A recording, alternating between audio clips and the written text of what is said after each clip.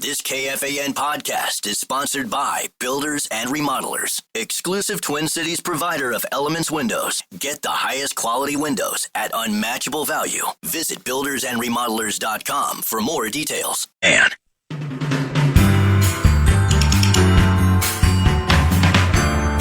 we all remember that one teacher who made a difference, who believed in us, challenged us, or just made learning fun.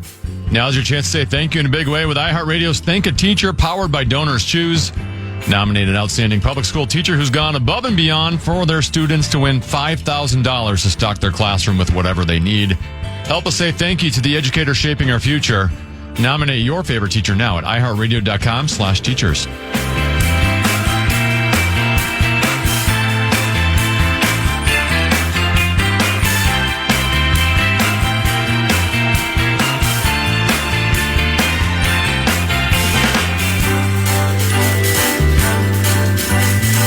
Couple 13, 14 past, or is it 6-7? 6-7. 6-7. Past the hour. Time now for 5, 3, 4. time now for 5 questions. Well, actually 3, but 5 sounds like more than 4. Question number 1. It's time now for the lowdown in Dinky Town. It's low. Yeah, the biggest sting in Iowa as the Hawkeyes demolished the Gophers 41-3 on Saturday. Through their first 4 possessions, the Gophers had 1 yard, while the Hawkeyes had 31 points. No, really? Drake Lindsay was picked off 3 times, including a pick 6, and the Gophers ran for just 24 yards on 25 carries. Common, where does that game rank among the most embarrassing performances under PJ Fleck's watch? Well, I think it has to be. I mean, wasn't there a loss last year or the year before in one of what was supposed to be a cupcake game and we got beat? I think there was a cupcake game we lost, which was embarrassing. This, I mean, it wasn't as if, Iowa is a powerhouse. Both teams came into the game 5-2 overall. Both teams came into the game 3-1 in the Big Ten. You would have thought it was a relatively evenly matched game. The Gophers were coming off I would call it a mild upset, but now it looks gargantuan, more than mild, when they beat then 25th ranked Nebraska. I will say this: I do thank the Gophers because of the one-sided nature of the game. I was able to get outside and do some of my fall cleanup. I intended to watch the entire game. I thought this should be fun. It's 2 teams, as I just mentioned, with identical records. They've been playing for over 100 years. It's one of the oldest rivalries. Yes, it's one of the oldest rivalries in all of college football, playing for the pig. And we played like pigs. I mean, we played like yellow-bellied pigs. That was so bad. And then Fleck, after the game, said, I told those guys, that game doesn't mean we have a bad team or a bad program. What does it mean then? I mean, and again, you'll occasionally have a lemon or a stinker. We talked about with the Wolves. Occasionally, sometimes you just won't play as well. But that was just so bad. And if you remember, they played, even though they beat Purdue, they played poorly against. I don't know what to make of the team now and where the program is. But because we've talked forever about, will the Gophers ever get to the point where they're maybe not Ohio State-like, but at least be like Wisconsin and Iowa have been in the past, where every few years, there was a time, now Wisconsin's bad again. There was a time Wisconsin was really, really good, right? And why can't we get to that point? And I don't know, but it was... And I was similar to you in which I had youth hockey all day Saturday. So after the kids get down, I'm thinking, all right, I'm going to watch the Wild game on DVR, Gopher football game on DVR. I know I'm going to be up late to watch both. Finish the Wild, which that one was not great either. Didn't enjoy that one. And then early second quarter, it's 31-0. I'm out. I'm not staying up till 12:30 to watch this game. And there was nothing else to see. I guess the second half was pretty much a push, but what's the difference when you were down 34-3 or whatever it was? So, or 31-0 at the half, whatever it was, and then the second half was a push, but who cares? I mean, that's the game is 2 halves, and The number you had is the one that sticks up more than any. The Gophers had, did you say, was it 1 yard gained? They had 1 yard. Through 4 possessions. Through 4 possessions. We had 1 yard, they had 31 and points. They had 31 points. Yeah. We had 1 yard, they had 31 points. I think the young kid at quarterback, is it Drake Lindsay? Is that his name? Yeah. I think he's got a chance to be good. I think he's a quality quarterback. At least he has been to this point, but he wasn't very good on. No. And again, give credit where credit's due. Iowa played really well, but that was an embarrassment. Really. Question number 2. Programming predicament. Yeah, the LA Dodgers host the Toronto Blue Jays in Game 3 of the World Series tonight at 7 p.m. That's on Fox. The Timberwolves, without Anthony Edwards, host the Denver Nuggets at 8:30 p.m. You can watch it on Peacock or you can listen to it right here on the Fan. The Kansas City Chiefs host the Washington Commanders at 7:15 p.m. on ABC for Monday Night Football. And the Loons host Seattle in the MLS playoffs. That's at 8 p.m. on FS1 or Apple TV. Common, what are you going to do about tonight's Programming predicament? Just sit right back and you'll hear a tale of a fateful trip that started from this tropic port aboard this tiny ship. I think I might watch some G-Guns with Deuce tonight. I think G-Guns would probably be more my cup of tea. I don't. The World Series has been, Game 1 was, I was totally caught off guard. Toronto's bats were, they were down 2-0, and then there was a history made in Game 1. Somebody for Toronto, is his name Barger, whatever his name is. There's a player for Toronto who hit the first ever World Series pinch hit grand slam, and they had 3 homers. And they just crushed the Dodgers. Then the Dodgers came back, and Yamamoto had another brilliant performance. It's his second complete game he's pitched in postseason. He did it during the NLCS. So I might watch a little of that, and it'll be interesting to see how the Wolves. I mean, they played well enough against an undermanned Indiana team to win without Anthony Edwards. But I don't know if the team at that time, they thought it was maybe just a one-off. He's out for this game, but he'll be back. But as tend to be announced earlier today, the breaking news is Edwards is out for 2 weeks, and it was probably that. And they're playing 8 games in the next 2 weeks. So we'll see how the team responds tonight. So I'd probably watch. We'll watch an episode or 2 of G-Guns and probably check on the World Series and the Wolves game tonight. Question number 3. NFL No Huddle. The Packers beat the Steelers 35-25 last night in Pittsburgh. Aaron Rodgers against his old team. Common, your thoughts on that game? Well, spread swing. I said it was the easiest pick of the weekend. I thought Pittsburgh would win, and they looked very good in the first half. They had a 16-7 lead at the half. I don't think this changed the momentum in the game, but there was a play in which a defensive lineman for Green Bay was clearly jumped off sides. And you know how Rodgers loves getting the free play? Yeah. Snapped the ball. He throws downfield. It's incomplete. But the officials didn't throw the flag. Really? And it was obvious. And so then the officials gathered together to talk about it. And they went to Pereira or whoever it is, official, that's with the network. And he goes, rarely will they now throw a flag on that. I don't know. He basically, it sounded like he wasn't sure if it ever happened before. And they didn't. They just said, nope, no penalty. Huh. Now, that means Pittsburgh had to punt the ball. I don't think that changed the outcome, but you never know. But Green Bay's for real, Tennessee. Jordan Love was simply brilliant again last night, and I don't think I need remind people again that there were a lot of Green Bay fans and a lot of NFL followers that thought Green Bay made a terrible mistake drafting Jordan Love, that they should have went and got a wide receiver for Rodgers so they could try to make a push. But Jordan Love, I think he was really good last night again. Common, which surprise AFC team is more likely to be a big game contender, Indianapolis or New England?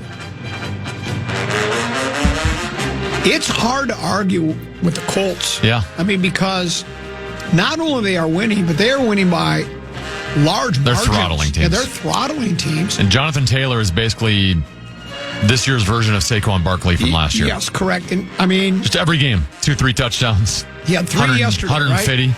He had 3 yesterday, including an 80-yard run.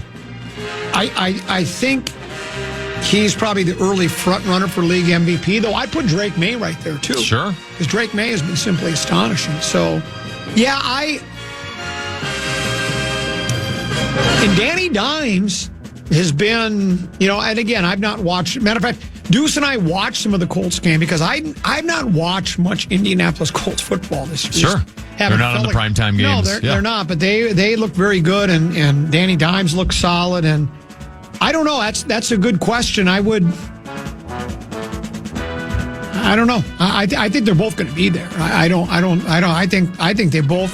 Yeah, it's easy to say now when one team is 6-2 and the other 7-1 that they're both going to make postseason play, but they're both really good. I don't think it's smoke and mirrors with those two teams. I think they're both quality clubs.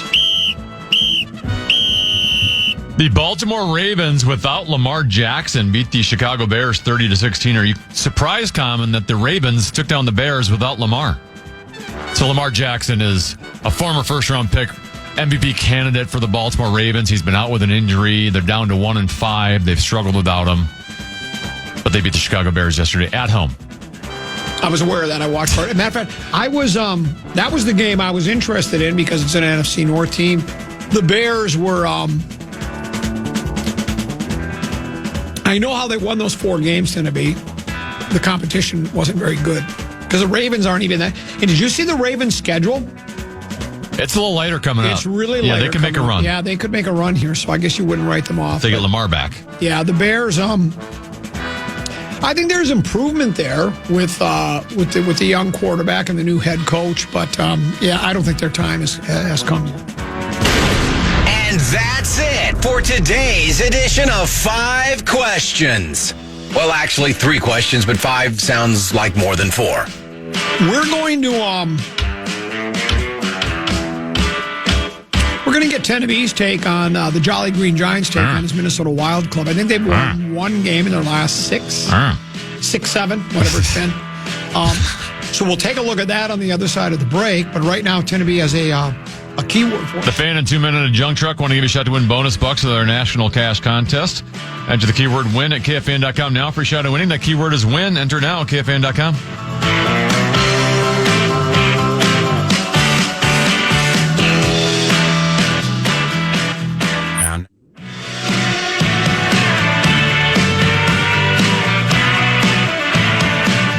Hey, Rubes, this football season, Bell Bank is giving one KFAN listener each week $1,000 to pay it forward to a charity of their choice. Just head over to KFAN.com. Keyword contest to learn more and enter today. That's KFAN.com. Keyword contest.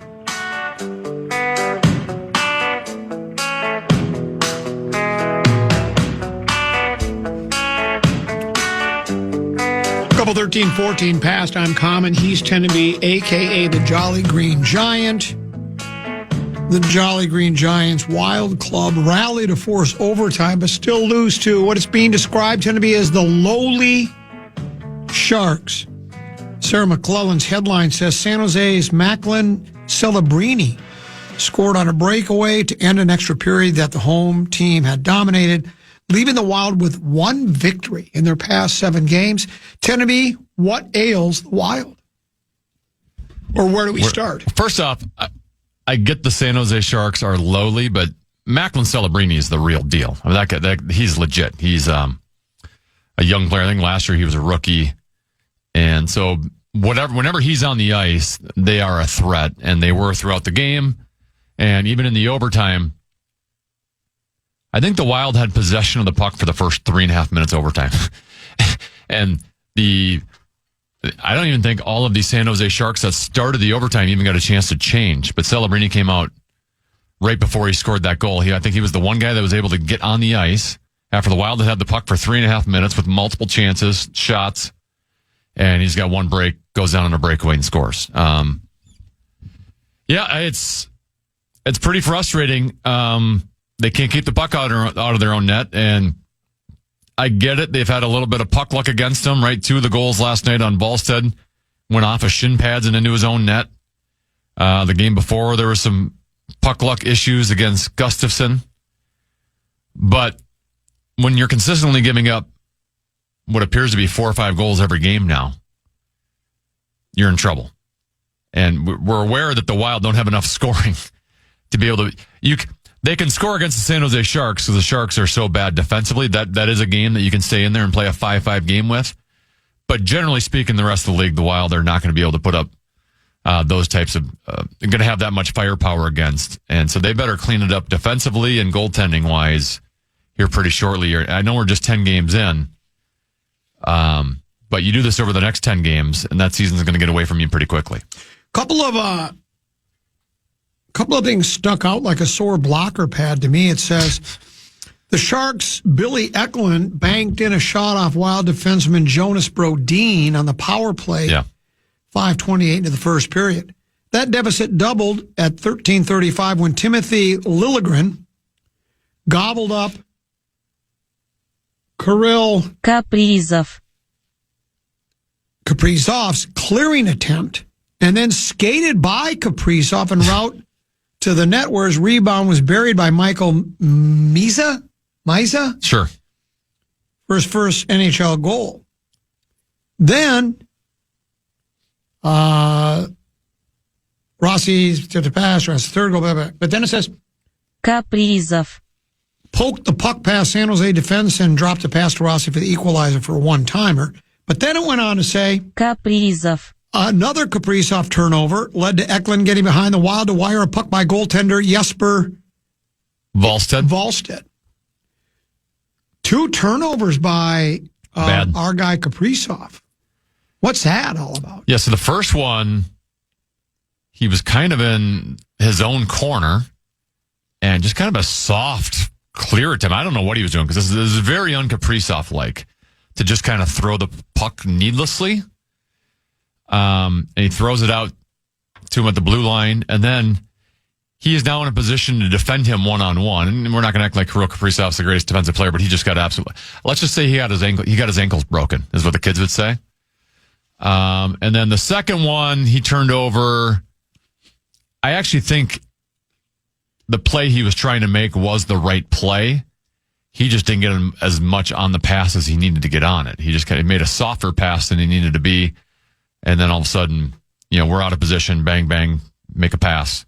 So, yeah, I mean, you look at the 4 goals last night, 4 of the 5 goals for San Jose, 2 are just puck luck off your shin pads, 2 are really bad turnovers by Kirill Kaprizov. Now, in Kaprizov's defense, or lack thereof, he also provided a lot of the offense that gave you a chance last. 3 assists, and he's directly helping you on a lot of those plays. So he did at least make amends on the offensive side of things. But yeah, 2 really bad turnovers out of him, and you can't have that out of your best player. Because I'll get text messages here at the Bradshaw and Bryant KFAN text line from members of the basketball community that will say, you're always picking on Edwards and the Wolves, but never a discouraging word about Kaprizov. And I have to admit, I haven't been paying as close attention to the Minnesota Wild or Kirill Kaprizov as I once did. But that did stick out to me that he had a couple of turnovers. Is he just a okay defensive player? Is he a liability defensively, or he's just really... I know he brings so much offensively. I get it. You have to take the good with the bad, or the bad with the good. But is he not a very good defensive player, or what would you say? I wouldn't put him at like Ovechkin levels back in the day in terms of being a liability in your own zone. And mostly when he's on the ice, they're in the offensive zone. I mean, they don't spend a lot of shifts in the defensive zone when he plays.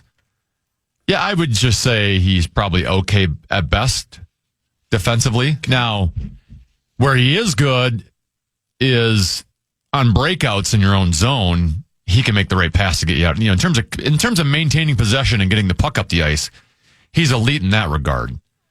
But yes, if our team doesn't have the puck, is he elite defensively? No.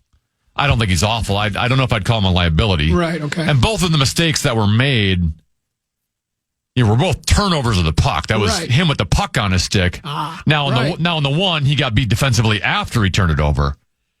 But generally speaking, there's no one else on the team you want to have with the puck on his stick rather than Kirill Kaprizov. So I'm not going to sweat that too much.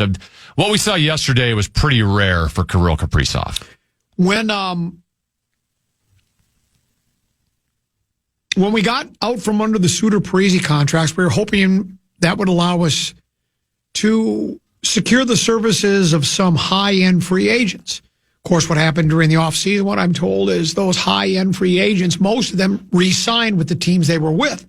So now the logic becomes, hey, we get to trade deadline time. We might have some money to buy to trade for players and be able to pay them. But with the way we're playing right now, we need to do something pretty quicker come trade deadline time. We're not going to there'd be no reason to make trades if we're not in contention. And right now, we don't seem to be very good. Yeah, I don't want to do the sky is falling bit yet, just because I have seen a lot of Minnesota Wild seasons that are just absolute roller coasters, where they go through 10-game stretches where you think they're one of the best teams in hockey, and then it falls apart. I've seen times where it's falling apart and you think they're done with, and then all of a sudden they go on a nice run over the next 10 games. So it is very early, and we're going off of what we've seen thus far. Defensively is the biggest concern, because Brodin wasn't fully healthy coming into the season. I don't know if he's back to old Jonas Brodin levels. Jared Spurgeon's been just okay. He's getting a little long in the tooth. They're depending on some young guys in Buyum and Juracek. Buyum's definitely had some moments offensively, and he's very helpful in that regard, especially if you're down a goal or two in the third period. He can get some more minutes, or if you want to put him out there on offensive zone faceoffs. But Juracek still looks like a liability to me. Buyum is still a liability in your own zone. Brock Faber has not been the elite Brock Faber that we're accustomed to, and then they haven't had goaltending to make up for it. So that's the element, the aspect. I get it. They're lacking some depth offensively. Foligno missed last night's game. They're already without Zuccarello and Nico Sturm. If they can ever get healthy, maybe we'll be a little bit more competent offensively. But they have to be a good defensive. They're not going to be a top 5 offense in the league. That's just not where they're built at this very moment. They need to be a good defensive team to compete. And through 10 games, they haven't been. And then with Anthony Edwards, well, first of all, lack of effort defensively by the team 2 games into the season. And then with Anthony Edwards out for 2 weeks, which would equal 8 games, it's possible we could have a long, cold, lonely winter here in the Twin Cities with our 2. When I will say the Ant Kaprizov, why do you go after Ant and not Kaprizov? And I don't completely disagree with that. I would just say a star basketball player has a much greater influence on the outcome of their team's games than a star hockey player does. A star hockey player is on the ice 1/3 of the game. Your star basketball player is on the 80% of the game? Yeah, 85. 80% of the game they're on the court, and they're touching the ball more often than the rest of the team. Brilliant! You are correct. We'll break. We'll come back with more Common Man program on the Fan.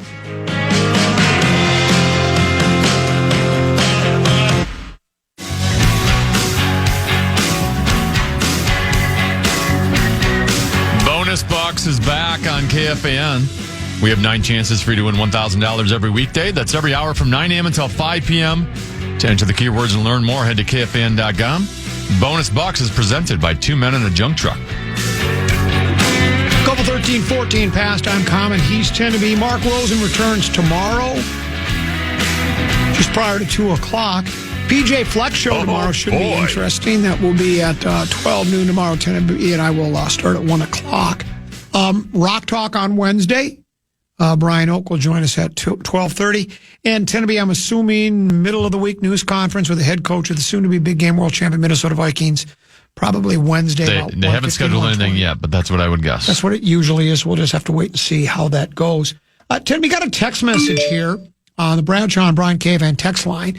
From the 507, it says, are the Wild just a dysfunctional franchise? I like the Wild, but those that I talk to that love it more are calling for the coach's head, referencing the 2018-2019 Blues as a reason for firing the second coach mid-season in, 2 or 3 years?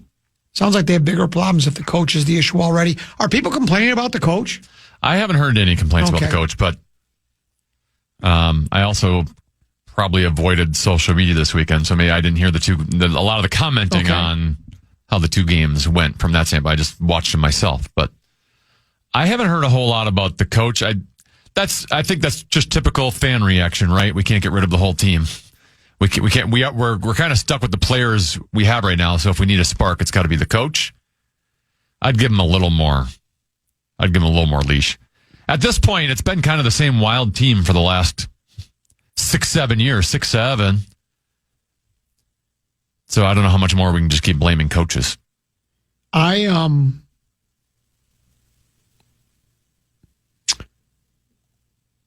Speaking of blaming coaches, how about LSU? LSU fires coach Brian Kelly in the 4th season of his 10-year, $100 million deal. He goes 2-3, and he gets fired. And look, I'm not paying as close attention to LSU football as I once did. But if you read the quotes from the athletic director, Scott Woodward, he says, when Coach Kelly arrived at LSU 4 years ago, we had high hopes that he would lead us to multiple SEC and national championships during his time at Baton Rouge. Ultimately, the success at the level that LSU demands simply did not materialize. And it is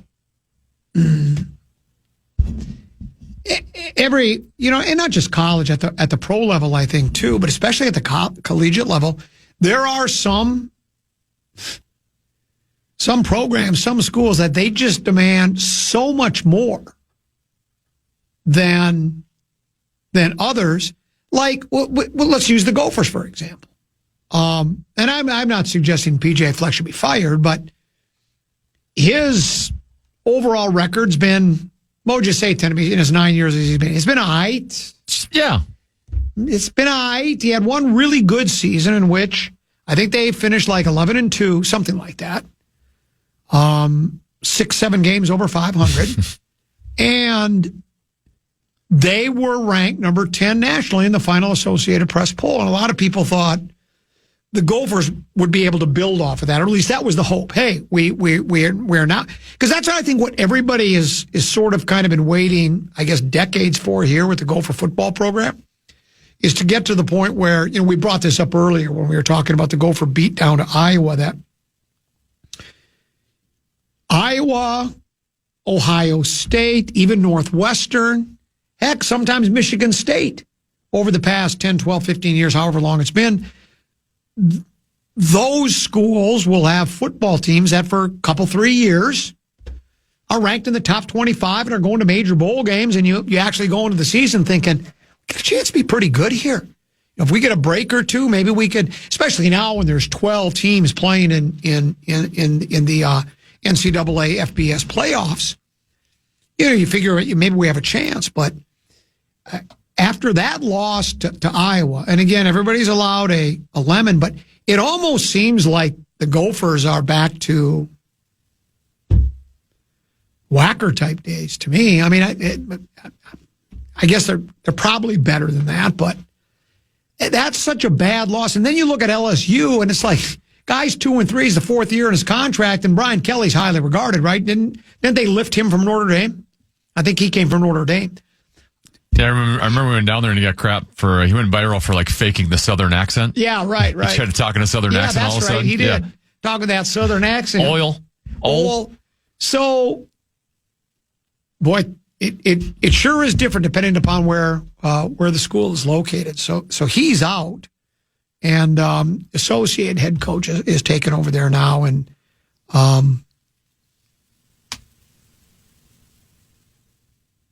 don't know. I just the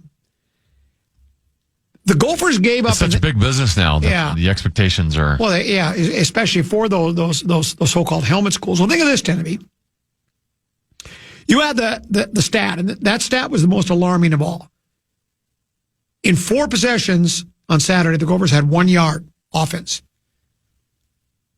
Iowa had 31 points, and they got it. They got it in almost every which way you can. I think they threw for one, ran for one, had a pick six for another, and a punt return for another, or as a kickoff. One of the two. They were scoring in every way imaginable, and quickly, and it just snowballed. And like we said, the second half was uneventful, but at that point, all Iowa was doing is just running the ball. That's all they do anyway, right? And so it was a stalemate in the second half, but at that point, it didn't even matter. So, I don't know. So we've got a college football team they'll probably become bowl eligible eventually, right? I mean, they only need one more win to become bowl eligible because of that. The silly non-conference schedule. And I know they all do it. They all do. They all play. They'll pay some team $500,000, $6-7 million to show up and take a beat down. And so they can pad the record so they get into a bowl game. And, I've always been of the opinion that these bowl games are nothing but glorified exhibition games. They're just scrimmages. Yes. Because the two a lot of times the star players don't even play because they just want to go to the draft. They want to stay healthy. And you're playing on December 15th or the 31st, or even if it's a bowl, even if it's a New Year's Day bowl game, I guess that means a little bit more. But you're playing a game sometime in December with half-empty stadiums, and the game really doesn't lead to like another game or some type of a championship. It's just, hey, let's just select these two teams that haven't played an extra game. And I'm of the opinion, and I guess you would have to ask each individual player. I got to think by the time you get to the end of this, especially if you've gone 6-6. What about 6-7? Or if you've gone 6-7. Let's say you've gone 6-7. And you get invited to a bowl game and you go, we got to practice for another month. We got to go travel to Detroit or Shreveport, Louisiana, to play a Tuesday afternoon game that no one's going to be watching, that none of us care about. I'd rather the season just be over. I don't want to practice anymore. I don't want to play another game. But they have to. I got to think their hearts aren't even in it. I know mine wouldn't be. Really? Another game, a meaningless football game when the season has been... If you're only winning 6-7 games, it's not a very successful season. It's not very rewarding. So even if the Gophers do get into a game, and I'm sure they will, and we'll carry it for you here. We're the audio home for the Minnesota Golden Gopher Football Network. We'll have it for you, and I guess I'll feign interest and pretend I'm really excited. But it's hard to, Coach, we lose to Ohio State, and the coach says, we're a good football team. That team's just really good. We're a good football team. Then they get beat. I would say, Teneby, I would argue that the loss to Iowa was worse than the loss to Ohio State. Because Ohio State's the number one team in the nation. There's no doubt. And after the Gopher game, I think it was either prior to the Gopher game or after the Gopher game, Ohio State had given up an average of 5 points a game. In 5 games, they'd given up 25 points. That's just on a whole different level. It does seem like it's Ohio State and then the rest of college football. Now, we'll see. I am curious. I'm assuming it's going to be Indiana against Ohio State in the Big Ten championship game, right? I guess I'm a believer in Indiana now. I've watched a couple of their games. If you're wondering if the coach can check, just Google him. He can coach, right? But I'm interested to see how good they really are, because it seems to me the only really true test for any team to see how good they are is you got to play Ohio State. And I think the Ohio State-Indiana game will be one of those games I think most of us will that like to see the best team square off. That should be on paper. It's got how does Indiana do it? Why can't we do it? Indiana's actually been worse at football than we have been, haven't they? We need someone really rich here to put money into our Is that universities. what it is? Yeah. Is that why Indiana? Yeah. It's all a money thing, right? Well, then I still don't understand how we don't have big donors for the University of Minnesota. Like, when the nil thing came out 6-7 years ago. 6-7 years, yep. I thought to myself, we're not going to be on Ohio State, Michigan level. I get that. But a lot of these teams in the Big Ten, like we have a huge metro area with a bunch of big businesses to draw from. We should be able to get some nil money coming out of here that people in Nebraska, they shouldn't have it in Nebraska and where Purdue is, right? We should have an advantage now all of a sudden over a lot of this bottom half teams in the Big Ten. And I just feel like we're still hurting for money. Doesn't make sense. We're in a populated metro area. And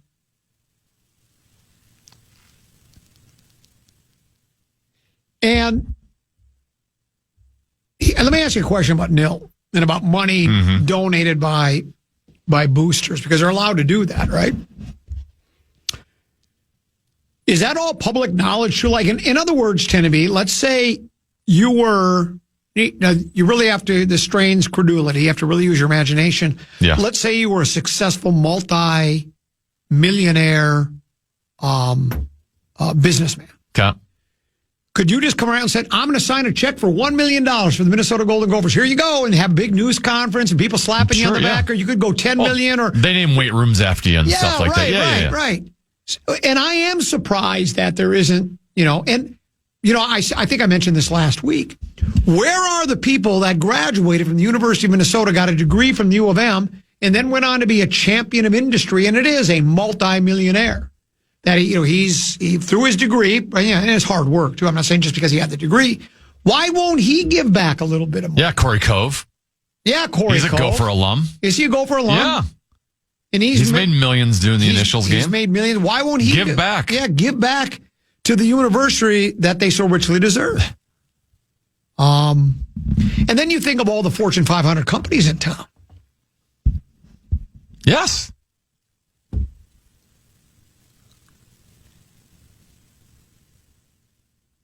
And now I guess there's I know St. Thomas is now D1, but there's also not even like competition for those dollars here. Right. Well, and this is where now, here's what I'm really interested to see. We've got a completely new roster with the men's basketball team. We've got a brand new coach who's had success everywhere. I mean, he's coaching wise, as far as every stop he's been at.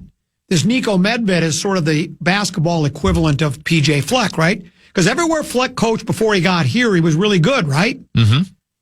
I think it was at Eastern Michigan, Western Michigan, Northern Michigan, Central Michigan, Southern Michigan, and East, Southern, South, Central Michigan. And he won, and then he came here. And Medved has been at, I think, he's been the head coach at 6-7 different schools. And he's been really good everywhere he went. I mean, was it Colorado State? Colorado State, yeah. And he was really good. He didn't he get him to a Sweet 16? Yeah. Or maybe it was even a grade 8. So I'll be curious to see if he can work his magic here. Because as we talked about, I think it was last week. Whereas I know it really didn't happen, even though it happened. When the Gophers went to the Final Four back in 97, that was so much fun. It's fun to be in the NCAA tournament. Your school, your hometown school is in the mix and getting out of the first and second round and moving, you move into the Sweet 16, win a couple games there, get to the Final Four. I think we're a long way from there, but you never know. Let's take a phone call from Warren. Warren, you're on the Fan. Thanks for calling.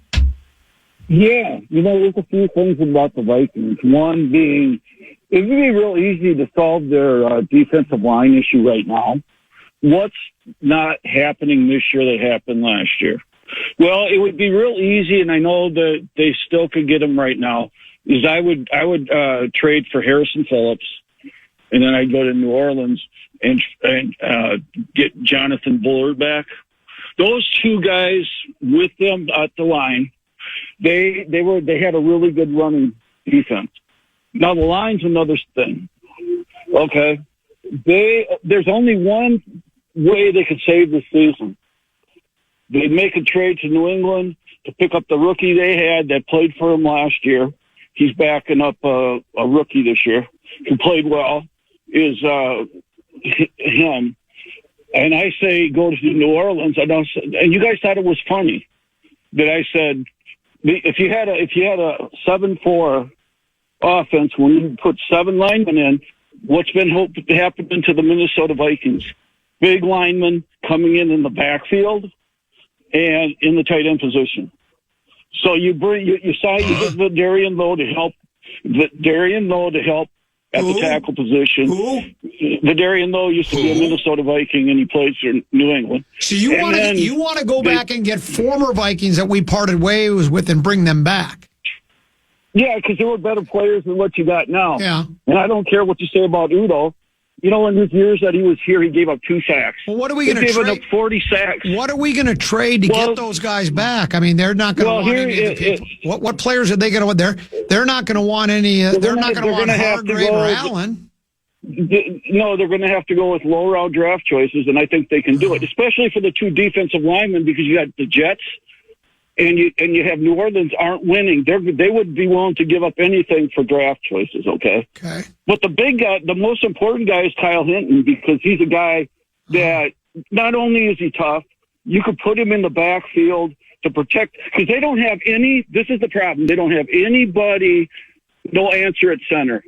That's the biggest thing. If you had a guy in the back, I guarantee you if he's in the backfield, somebody comes in there, he's gonna knock him out. I mean, this guy is tough. So let's say you did that.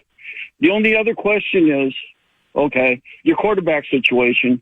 They need to stack the quarterbacks right now, because Wentz should not be playing at all this year. He should be on the injured reserve list because he's not healthy.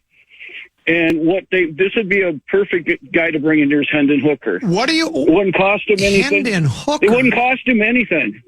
He's on a practice squad. Well, right yeah, now. he's on a practice squad because he's not any good. I watched him play for Detroit. Well, nobody knows that because they never gave him a chance to play. Let me ask you a question. Okay. What do you think about getting Jeff Lynn and Rod Stewart? We already talked about that. Oh, yeah, that's right. But one other thing they could also do, they could make a trade with Cleveland. Who do we get? Sanders. For Shador? Yep. And I would try to make a deal for him, because that's another quarterback you have a possibility. Not only mentioned, I think you could turn him into a wide receiver and use him as a quarterback. But do you guys realize that J.J. McCartney cost the Vikings their franchise quarterback? If he wasn't here, we would have had Bo Nix. They would have had if he wasn't here, we would have got last year. No, think about it. If JJ wasn't here last year, right, they would have either had Jones on this roster. They had their franchise. Yeah, I know they would did. have had or we could have had Aaron Rodgers. We could right now have Darnold, Danny Dimes, or we could have Aaron Rodgers. But we've got McCartney. There's another thing. One more thing that the Vikings fans should be really scared about. I think their training staff is a big problem. Their what is? Not only did they... Yeah, I think the Vikings training staff's a big problem because anybody can see that Dershaw isn't healthy. He shouldn't even be playing. If you get a guy in the game that could play 10 plays and he can't play, he's not healthy and he doesn't look the same. Right. And I don't think O'Neal should be playing. No, I don't either. The reason I say it is he's not. This is the thing. No, this is the thing. If you got it isn't. Look at the time. There's only 10 weeks left in the season. It isn't the time. That's not enough time to heal it on its own. Right. But when you put these guys in the game, and they keep getting it. You know what could happen to Dershaw? This could endanger his career. Yeah. Putting him in these games. Thanks, Warren. Appreciate that. Well, that's why there have been suggestions that Dershaw is not a tough guy, that he's supposed to eat some dirt and rub some Robitussin on it. You can make that claim. I don't know how bad that knee is. As an offensive lineman, you've got to be able to plant, and if it is wobbly, I look, especially the one thing that Warren just said there, I think he said, it was hard to digest everything he said. But if the season continues as it is now, we're 3-4. I think we're going 3-5 here pretty quick. Matter of fact, as quickly as this Sunday. Then, unless O'Neill and Darris are 100%, you don't. I know there would be people that would argue with that, but if you've got those two guys are key players on your offense. If they're not 100%, playing guys when they're hurt, I just don't like it unless it's the pitch count makes no sense. Either Darrisaw plays the entire game or he's not healthy to play, right. and you sit him and you rest him until he's ready. Yes, that's this whole let's play half the game does not work. No, I agree with you. Come out in the fourth quarter. Because it's clearly not making him feel better. That is correct. We've been on the pitch count for a month straight now. That's correct. So, and if you get to the point of the season where it's over, there's no, and I know they're making a lot of money, and if you can play, you play, and I get all of that, but it's what is it about something about valor? There's an old saying, I think they have it in Tennessee, fool me once, shame on me. Fool me again. You have to live to play another day. And so I don't know if I do that. Let's take a break, come back. One more hour to go. It's the Common Man program. More controversial Vikings news. Other side of the break here on the Fan.